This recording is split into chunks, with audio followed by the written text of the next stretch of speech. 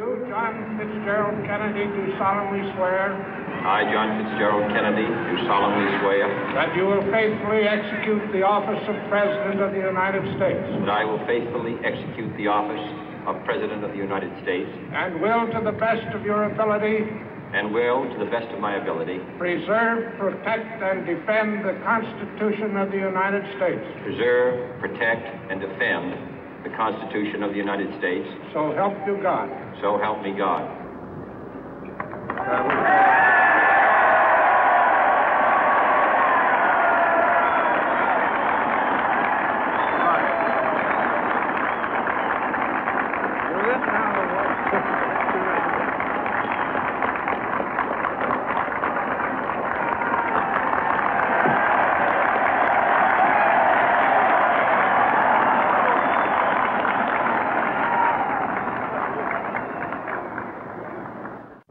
Vice President Johnson, Mr. Speaker, Mr. Chief Justice, President Eisenhower, Vice President Nixon, President Truman, Reverend clergy, fellow citizens. We observe today not a victory of party, but a celebration of freedom, symbolizing an end as well as a beginning, signifying renewal as well as change. For I have sworn before you and Almighty God the same solemn oath our forebears prescribed nearly a century and 3/4 ago. The world is very different now, for man holds in his mortal hands the power to abolish all forms of human poverty and all forms of human life. And yet the same revolutionary beliefs for which our forebears fought are still at issue around the globe. The belief that the rights of man come not from the generosity of the state, but from the hand of God. We dare not forget today that we are the heirs of that first revolution. Let the word go forth from this time and place to friend and foe alike that the torch has been passed to a new generation of Americans born in this century, tempered by war, disciplined by a hard and bitter peace, proud of our ancient heritage, and unwilling to witness or permit the slow undoing of those human rights to which this nation has always been committed and to which we are committed today at home and around the world.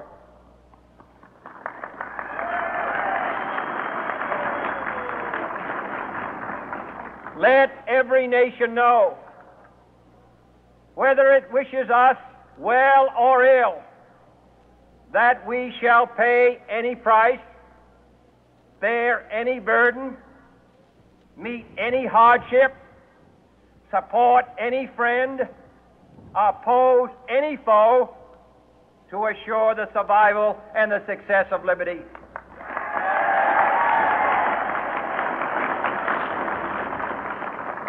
This much we pledge and more. To those old allies whose cultural and spiritual origins we share, we pledge the loyalty of faithful friends. United, there is little we cannot do in a host of cooperative ventures. Divided, there is little we can do, for we dare not meet a powerful challenge at odds and split asunder. To those new states whom we welcome to the ranks of the free, we pledge our word that one form of colonial control shall not have passed away merely to be replaced by a far more iron tyranny.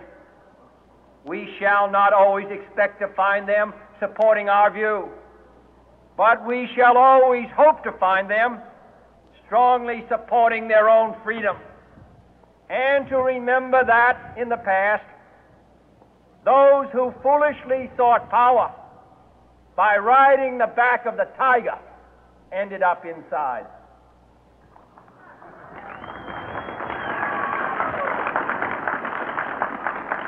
To those people in the huts and villages of half the globe struggling to break the bonds of mass misery, we pledge our best efforts to help them help themselves for whatever period is required, not because the communists may be doing it, not because we seek their votes, but because it is right. If a free society cannot help the many who are poor, it cannot save the few who are rich.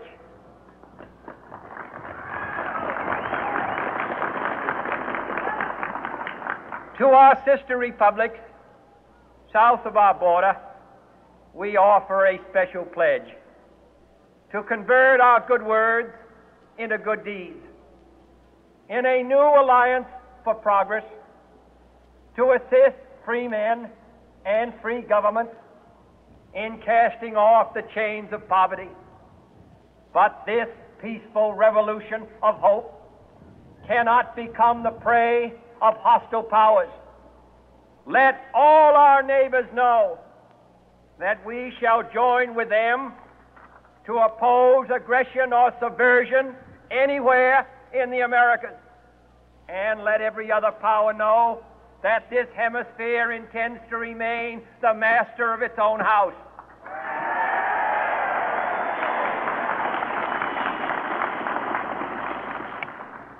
To that world assembly of sovereign states, the United Nations, our last best hope, in an age where the instruments of war have far outpaced the instruments of peace, we renew our pledge of support to prevent it from becoming merely a forum for invective, to strengthen its shield of the new and the weak, and to enlarge the area in which its writ may run.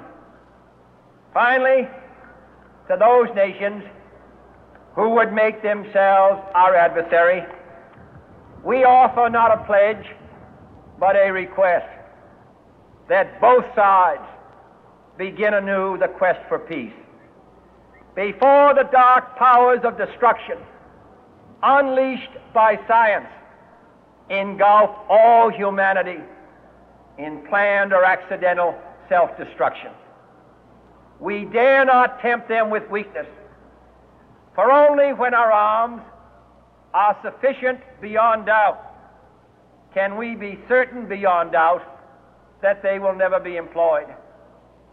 But neither can two great and powerful groups of nations take comfort from our present course, both sides overburdened by the cost of modern weapons, both rightly alarmed by the steady spread of the deadly atom, yet both racing to alter that uncertain balance of terror that stays the hand of mankind's final war. So let us begin anew, remembering on both sides that civility is not a sign of weakness, and sincerity is always subject to proof. Let us never negotiate out of fear, but let us never fear to negotiate.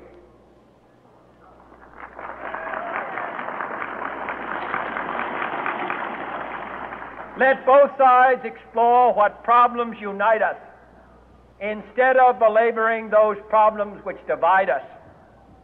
Let both sides, for the first time, formulate serious and precise proposals for the inspection and control of arms, and bring the absolute power to destroy other nations under the absolute control of all nations.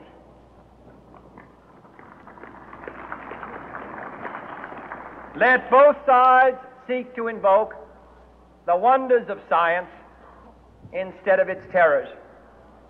Together, let us explore the stars, conquer the deserts, eradicate disease, tap the ocean depth, and encourage the arts and commerce. Let both sides unite to heed in all corners of the earth the command of Isaiah to undo the heavy burden and let the oppressed go free. And if a beachhead of cooperation may push back the jungle of suspicion, let both sides join in creating a new endeavor, not a new balance of power, but a new world of law, where the strong are just and the weak secure and the peace preserved. All this will not be finished in the first 100 days, nor will it be finished in the first 1,000 days, nor in the life of this administration, nor even perhaps in our lifetime on this planet. But let us begin.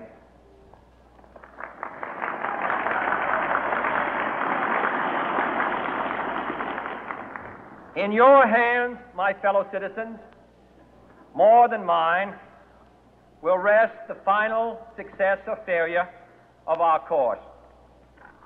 Since this country was founded, each generation of Americans has been summoned to give testimony to its national loyalty. The graves of young Americans who answered the call to service surround the globe. Now the trumpet summons us again, not as a call to bear arms, though arms we need, not as a call to battle, though in battle we are, but a call to bear the burden of a long twilight struggle, year in and year out, rejoicing in hope, patient in tribulation, a struggle against the common enemies of man, tyranny, poverty, disease, and war itself. Can we forge against these enemies a grand and global alliance, north and south, east and west, that can assure a more fruitful life for all mankind? Will you join in that historic effort?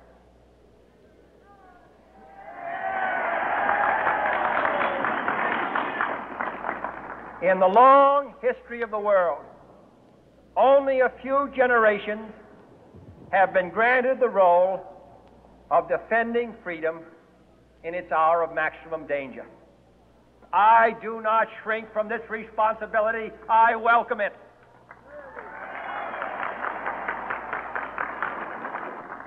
I do not believe that any of us would exchange places with any other people or any other generation.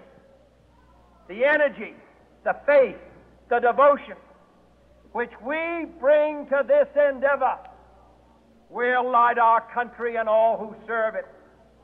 And the glow from that fire can truly light the world. And so, my fellow Americans, ask not what your country can do for you, ask what you can do for your country.